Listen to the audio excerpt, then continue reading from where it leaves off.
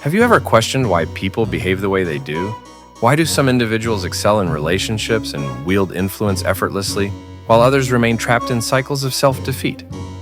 In the Laws of Human Nature, Robert Greene uncovers the hidden forces driving human behavior and how to harness them. From self-sabotage to persuasion, deception to empathy, this book is your ultimate guide to recognizing toxic behavior, outmaneuvering manipulators, and mastering your own destructive impulses. We're going to do a detailed breakdown of this book, and by the end of this video, you'll have a clear understanding of how to use the laws of human nature to live a better life.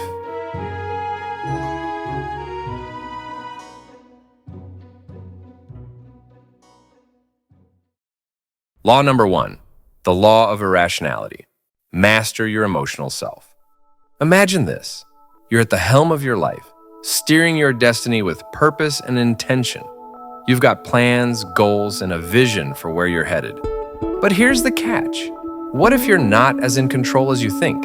The truth is, beneath the surface of your logical mind lies a powerful force, your emotions, and they're not always on your side.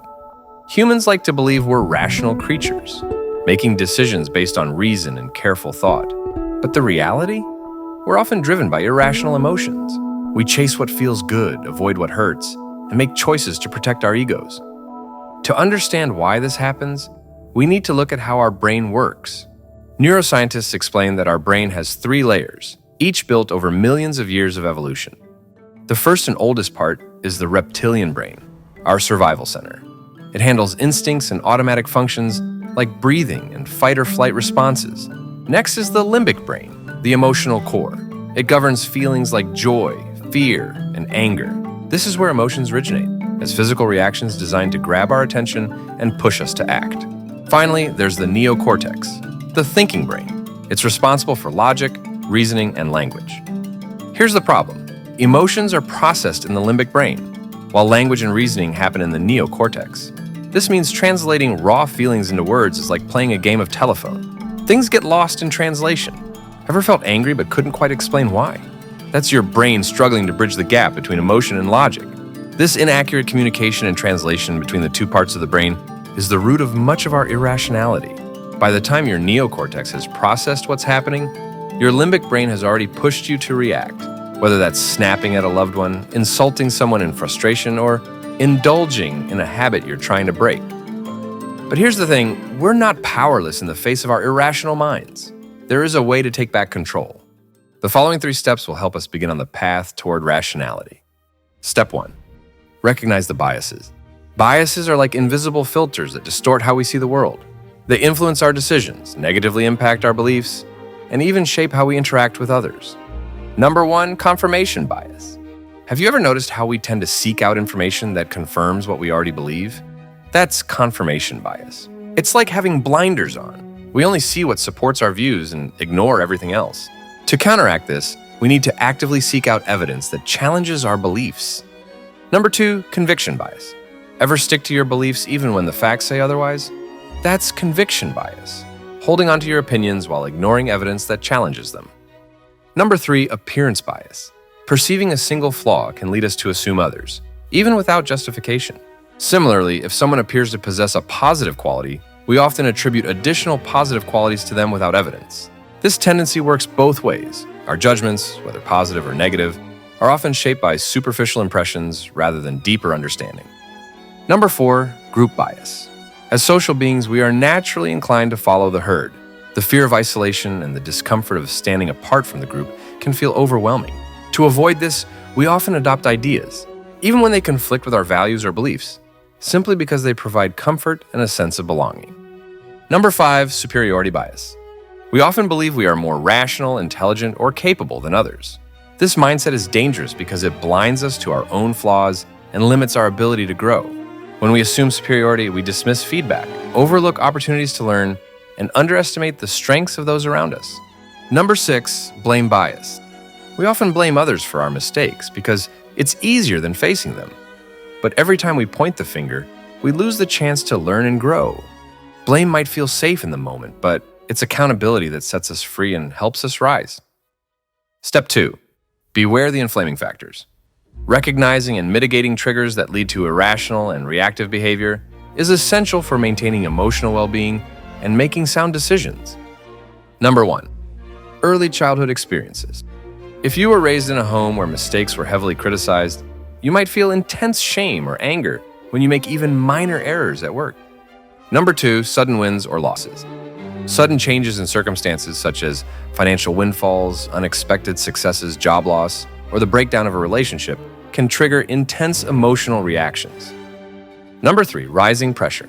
High levels of stress can alter our behavior and make us more prone to emotional outbursts or irrational reactions. Number 4, inflaming individuals. Ever noticed how some people seem to thrive on pushing your buttons? They know exactly what to say or do to trigger an emotional reaction, pulling you away from clear, rational thinking. Number 5, the group effect. You can easily get swept up in a crowd's shared emotions. It's a powerful force. This phenomenon is especially evident in settings like religious ceremonies or political rallies, where collective energy takes hold. Step 3, strategies to bring out the rational self. Here are some strategies to become a more rational person. First, accept people as facts. Stop trying to change others. Focus on managing our expectations instead. Second, think for ourselves. Stop simply reacting to others and start truly observing what's happening around you. Third, increase your reaction time. When an event or interaction requires a response, train yourself to step back before reacting. This could mean physically removing ourselves to a place where we can be alone and not feel any pressure to respond. Fourth, examine your emotions to their roots. Dig below trigger points to see where they started. Fifth, find the optimal balance of thinking and emotion. Maintain a balance between skepticism and curiosity. If you want to foster greater clarity and calmness in your life, you have to train your mind to be stronger than your emotions. Otherwise, you'll find yourself constantly swept away by every wave of feeling. Law number 2, the law of narcissism. Transform self-love into empathy. Attention isn't just a want, it's a need hardwired into us. From the moment we're born, we'll do anything to get it. Chase it, beg for it, even fabricate it. But here's the dark little truth no one admits. We're all narcissists. Some of us just hide it better.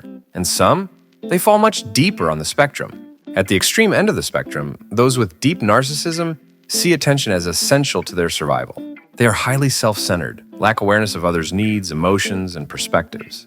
They reject criticism and exploit others for personal gain. Most people fall somewhere on the spectrum of functional narcissism. They maintain a healthy sense of self-worth and confidence, allowing them to pursue success without entirely neglecting others.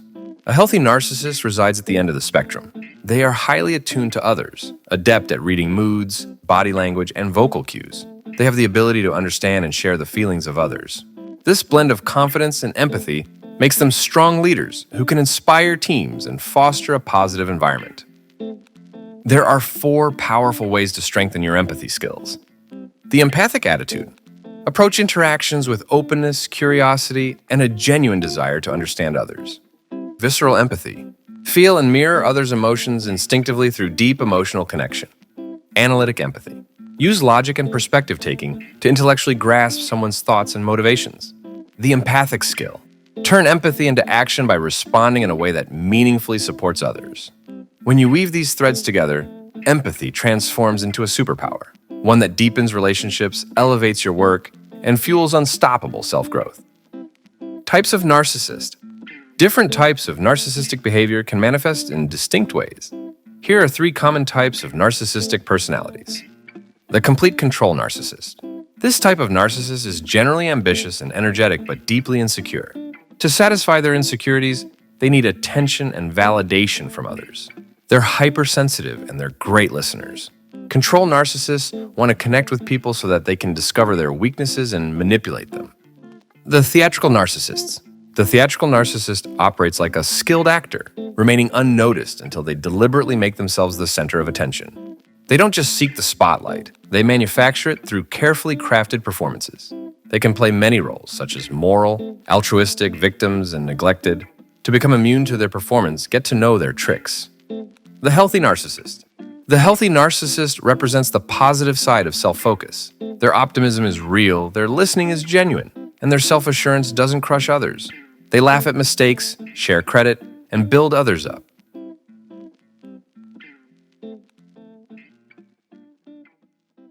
Law number 3, the law of role-playing. See through people's masks. We all wear masks carefully crafted to present the best versions of ourselves, saying the right words, offering polite smiles, and feigning interest even when our minds wander. This performance extends online, where we curate flawless Instagram personas, perfect lives suspended in pixels. Yet, our masks have cracks in them. They continually leak our true feelings.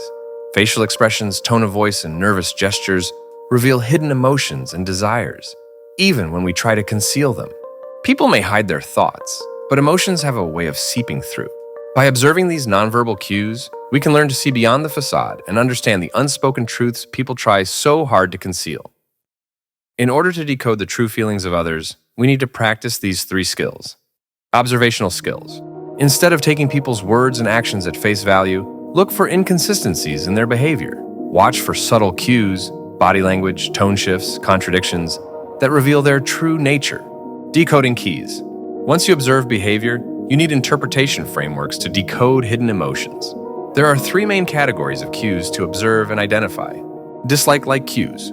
People often reveal dislike or hostility through clear body language cues. Watch for sudden eye squints, intense glares, or lips pressed tightly together. Notice if their neck stiffens, their torso or feet turn away, or they cross their arms while you're talking. These are clear signs of tension and disengagement. Dominance submission cues. You can always tell who holds the power in a conversation or even a relationship just by watching how they talk. Dominant people tend to talk more in conversations and interrupt frequently, whereas submissive ones wait their turn and shrink back. Whether it's a boardroom meeting or a casual chat, watch how people position themselves. It's a silent battle for status. Deception cues. When people try to conceal the truth, they often overcompensate, talking excessively and using exaggerated hand movements. To uncover deception, let them speak freely, then strike with a precise question. Their micro-expressions will betray what words try to hide. The art of impression management. To decode others effectively, you must also control how you're perceived. By mastering nonverbal cues, adapting your persona contextually, and interpreting feedback, you turn social dynamics into a strategic tool. This skill isn't just advantageous, it's essential for leadership, collaboration, and building authentic connections in an observant world. Law number 4, the law of compulsive behavior. Determine the strength of people's character. People are creatures of habit, driven by deeply ingrained behaviors they often don't consciously control. Their true character is revealed not by their words, but by their repetitive actions, emotional reactions, and unconscious patterns. To understand someone's strength of character, you must observe their compulsions, what they habitually do under stress, in relationships, and in decision-making. These behaviors don't come from nowhere. Character is built in 3 layers, each one stacking on the last. The first comes from genetics. The second, our early years and the attachments we formed. The third is from our habits and experiences as we get older. We must understand our own character and find the negative patterns that you can see recurring in your life. So observe carefully, choose deliberately, because today's repeated patterns become tomorrow's irrevocable legacy. Character is destiny. Toxic characters. To protect your mental and emotional well-being, you need to first identify and then steer clear of people with these toxic traits. The hyper-perfectionist. They look like the hardest worker in the room, but dig deeper, and it's not dedication, it's control. A hyper-perfectionist can't delegate, won't trust, and obsesses over every detail. Why? Because deep down, they're terrified of relying on anyone else. The relentless rebel. They hate rules and root for underdogs because it feels brave, but really they're just trapped in a teenage mindset. Underneath, they're too insecure to take criticism or trust anyone in charge. The personalizer. They seem deeply sensitive and thoughtful, but take everything personally, leaving you walking on eggshells. Their sensitivity seems thoughtful at first, until they twist your words, play the victim, and make you feel guilty for their pain. The drama magnet. They thrive on chaos, turning every situation into a crisis where they're the wounded hero. If there's no drama, they'll create it. The big talker. Someone who constantly boasts about grand ambitions, revolutionary ideas, or future success, yet never follows through. They will inevitably just waste your time. The sexualizer. Someone who compulsively infuses interactions with erotic energy, using sexuality as a primary lens for connection, validation, and control. The pampered prince. A charming but helpless adult who expects royal treatment without effort, manipulating others into serving them while avoiding responsibility. The moralizer. A self-righteous hypocrite who publicly condemns behaviors they secretly crave. Their loud moral outrage masks a shameful fascination with the very vices they denounce, creating a toxic cycle of repression and projection.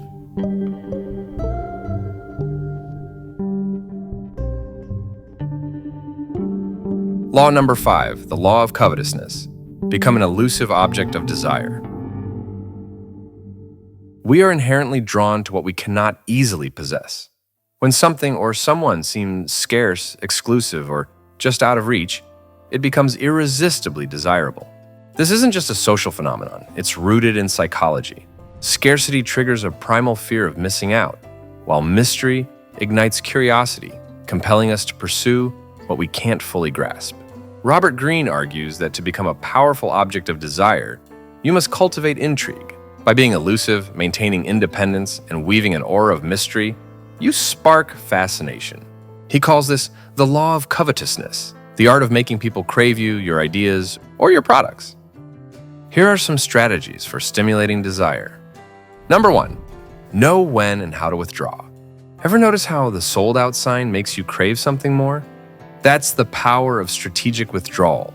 Whether in love, business, or social circles, being always available makes you fade into the background.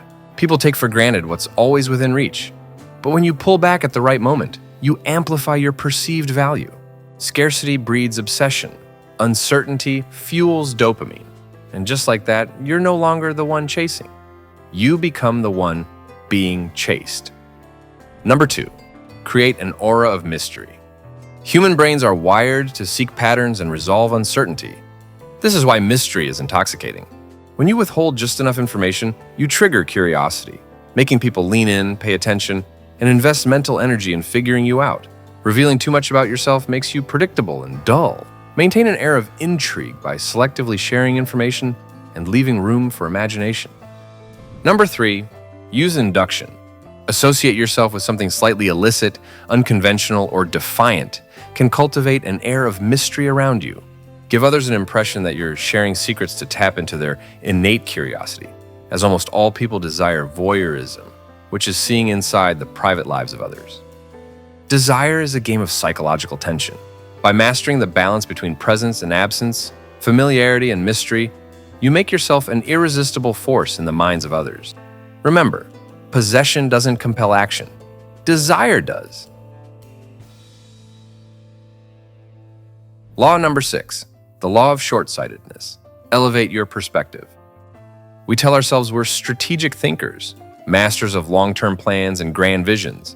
But in reality, we're just fooling ourselves. We humans are wired to obsess over the present. What's right in front of us, what's trending, what delivers instant gratification. It's why we chase quick wins, panic over short-term setbacks, and get swept up in every new hype cycle.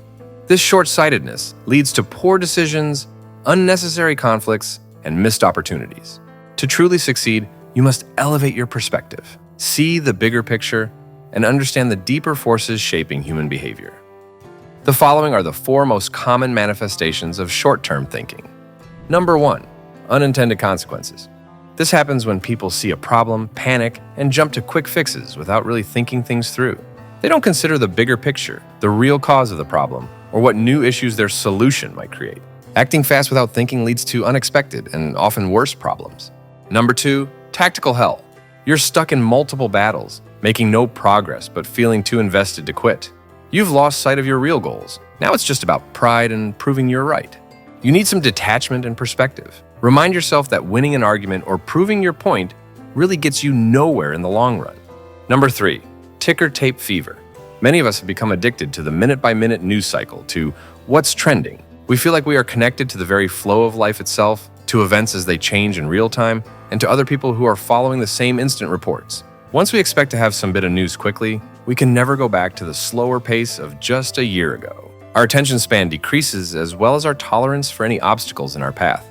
Number 4, lost in trivia. You feel overwhelmed by the complexity of your work. You feel the need to be on top of all the details and global trends so you can control things better, but you are drowning in information. It is hard to see the proverbial forest from the trees. This is a sure sign that you have lost a sense of your priorities. By living more slowly, more deliberately, we can see things more clearly and not be fooled by initial appearances. and not be so easily triggered by our animalistic emotions. Law number 7. The law of defensiveness. Soften people's resistance by confirming their self-opinion. People have deeply ingrained self-opinions, views about their intelligence, morality, competence, and goodness. When these beliefs are threatened, they become defensive, resistant, and even hostile. To persuade or influence others, you must avoid triggering this resistance by first confirming their self-opinion before introducing any change or critique. There are 3 universal qualities to people's self-opinions. Number 1, I am acting of my own free will. We like to believe that our actions are driven by our own choices. We don't want to tell ourselves that outside influences guided our decision-making, even when faced with manipulation or peer pressure. If we feel like we are being coerced, we tend to rebel. Number 2, I am intelligent in my own way. People are generally never comfortable with the thought that they could be gullible and less than intelligent. We may realize we are not on the level of an Einstein, but in our field, in our own way, we are intelligent. Number 3, I am a good person.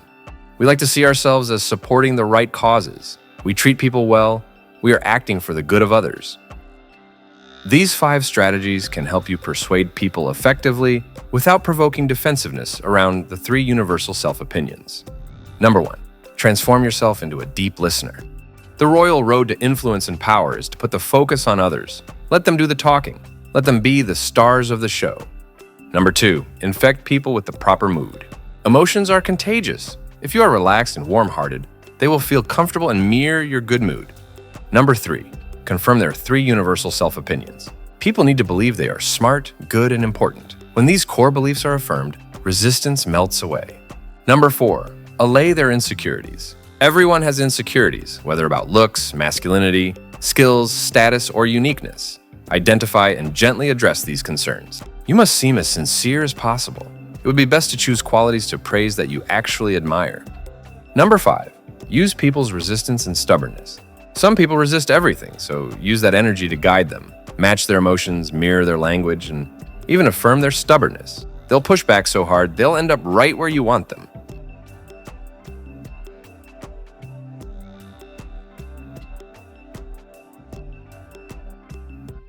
Law number 8, the law of self-sabotage. Change your circumstances by changing your attitude. Your external circumstances are often a reflection of your internal mindset. If you constantly face obstacles, failures, or dissatisfaction, the root cause may lie in self-defeating attitudes and thought patterns. For example, if you fear failure, you might avoid taking risks or learning from mistakes, ironically increasing the likelihood of failure. If you want to change your circumstances in life, you first need to change your attitude. Here are 5 constricting or negative attitudes that may be holding you back. Number 1, hostility. They think the world is against them. They're quick to accuse others, only to make them defensive or aggressive. It's best to stay neutral around such people.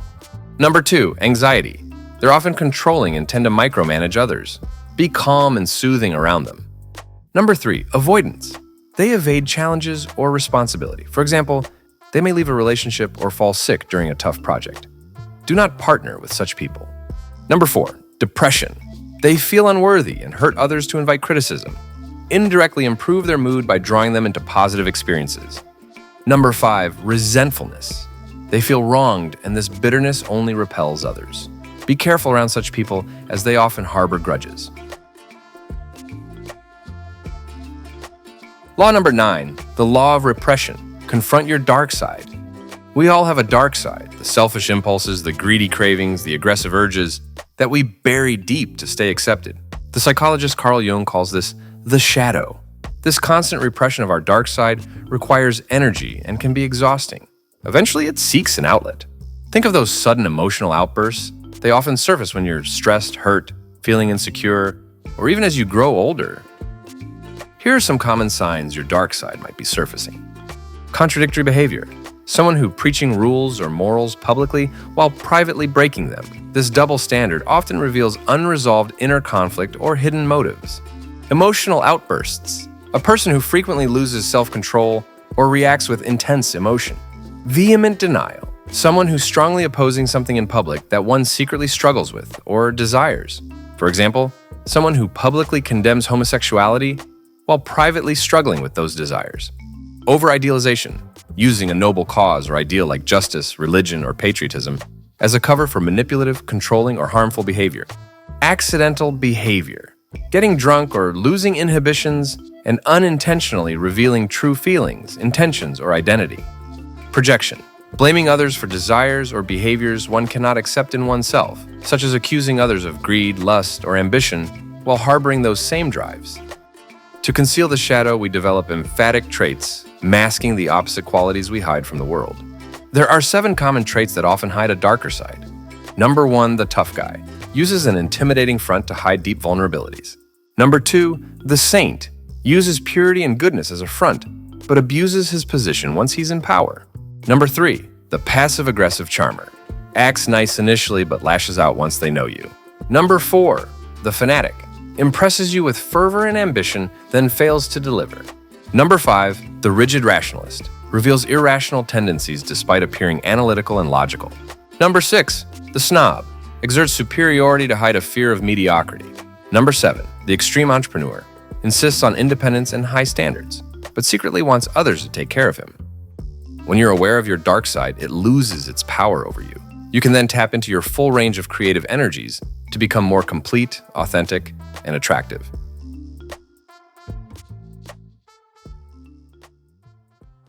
Law number 10, the law of envy. Beware the fragile ego. We humans are naturally compelled to compare ourselves with one another. We are continually measuring people's status, the levels of respect and attention they receive, and noticing any differences between what we have and what they have. For some of us, this need to compare serves as a spur to excel through our work. For others, it can turn into deep envy, feelings of inferiority and frustration that lead to covert attacks and sabotage. There are 4 unmistakable signs of an envier. Microexpressions. Tell suspected enviers some good news about yourself, a promotion, a new and exciting love interest, and you will notice a quick flash of disappointment.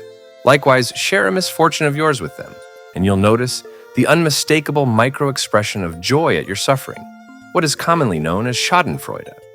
Poisonous praise. It refers to compliments or admiration that seem positive on the surface but are actually harmful, manipulative, or insincere. This type of praise can undermine confidence, create dependency, or subtly control someone by disguising criticism or ulterior motives as flattery. Backbiting. Gossip is a frequent cover for envy, a convenient way to vent it by sharing malicious rumors and stories. When people spread malicious rumors, they're usually masking their own frustration or insecurity. If you hear negative talk about yourself, take it as a warning sign. Someone who vents to others instead of addressing issues directly likely harbors hidden resentment. The push and pull. Criticism of you that seems sincere but not directly related to anything you have actually done is usually a strong sign of envy. Envier types. The following are 5 common varieties of enviers, how they tend to disguise themselves, and their particular forms of attack. The leveler. When you first meet them, levelers can seem rather entertaining and interesting. They tend to have a wicked sense of humor. They are good at putting down those who are powerful and deflating the pretentious. But where they differ from people with genuine empathy for underdogs is that levelers cannot recognize or appreciate excellence in almost anyone, except those who are dead. They have fragile egos. The self-entitled slacker. They earn their positions through charm or politics instead of getting things done. Be extra careful in the work environment with those who like to maintain their position through charm and being political, rather than by getting things done. The status fiend. They reduce everything to rank, position, and material benchmarks. Such people view life through a lens of competition, social climbing, and quantifiable achievement, often at the expense of deeper meaning, relationships, or personal growth. The attacher. They affix themselves to the people they envy with malicious intent. Unlike mere admirers or rivals, they embed themselves in the target's orbit, not to learn or connect, but to destabilize, mimic, or leech. The insecure master. They wield power, but their grip is weak. Insecure masters rule with a brittle authority, haunted by the suspicion that they don't deserve their throne. Their greatest fear, someone brighter, bolder, or more beloved exposing them. So they preemptively purge perceived threats, masking their self-doubt with cruelty. Envy triggers. The most common trigger is a sudden change in your status, which alters your relationship to friends and peers. The best you can do in such situations is to have some self-deprecating humor, and to not rub people's faces in your success, which, after all, might contain some elements of luck.